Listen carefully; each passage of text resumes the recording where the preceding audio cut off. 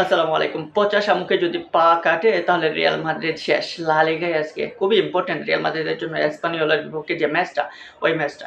কারণ হচ্ছে ওই ম্যাচে যদি রিয়াল মাদ্রিদ হারে কিংবা ড্র করে তাহলে কিন্তু লা লিগার যে শিরোপার রেস রয়েছে বার্সার সাথে সেখান থেকে ছিটকে যেতে হবে। অর্থাৎ লা লিগার স্বপ্ন টোটালি শেষ হয়ে যাবে।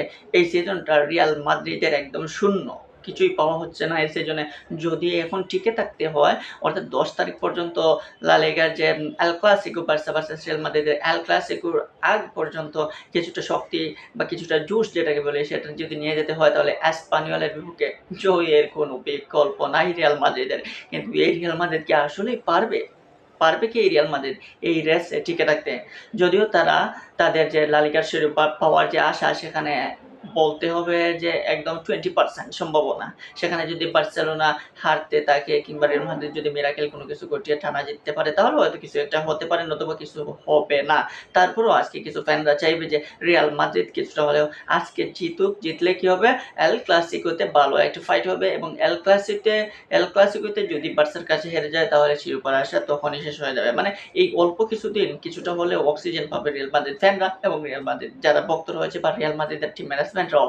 সো এই ম্যাচটা ইম্পর্টেন্ট রিয়াল মাদ্রিদের জন্য।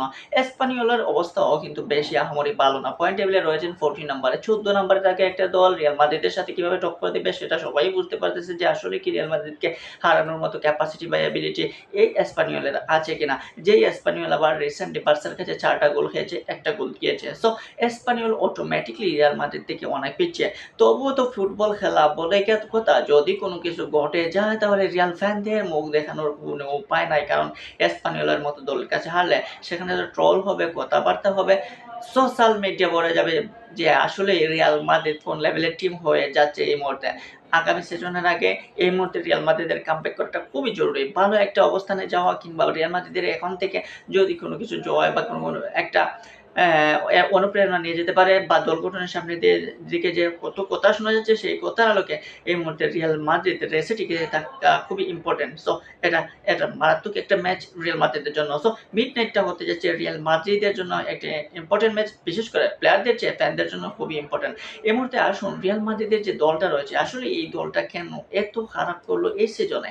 এই সিজনে কেন দলটা বারবার ভুগতেছে? মোট কথা হচ্ছে এই সিজনটা রিয়াল মাদ্রিদের জন্য না, বিশেষ করে তাদের যে ইনজুরি আক্রান্ত প্লেয়ারদের কারণে অনেকটা পিছিয়ে গেছে। তাছাড়া তাদের দলের পুরনো যা অস্ত্র কারবাহাল এই সেশন পরেই হয়তো রিয়াল মাদ্রিদ ছাড়ছেন। সো কারবাহালও ইনজুরি আক্রান্ত। কারবাহালও 1 ম্যাচ খেললে 3 ম্যাচ খেলেন না। এডার মিলিতাও ইনজুরি হয়ে গেছেন। তাছাড়া রিয়াল মাদ্রিদ সবচেয়ে বড় ভুল করেছে এনরিকেকে লোনে তারা প্যারিসে পাঠিয়ে অর্থাৎ ফ্রান্স লিগে খেলতে দিয়ে এবং সেখানে এনরিকে দারুণ ফর্ম দেখাচ্ছেন। শোনা যাচ্ছে যে এনরিকেকে আগামী বছর রিয়াল মাদ্রিদ কামব্যাক করাবে এবং এনরিকেই থাকবে মেইন টার্গেটে এবং এনরিকেকেই দিয়েই সবটা শুরুটা করতে চাইবে। প্লেয়িং এমবাপ্পে, এনরিকে ভিনিসিয়াস জুটি হওয়ার সম্ভাবনাই বেশি শোনা যাচ্ছে। সো এটা হচ্ছে নেক্সট সেশন। কিন্তু এই সেশনে যে রিয়াল মাদ্রিদ যে ভুলটা করেছে সেই ভুলের খেসারত কিভাবে দিবে?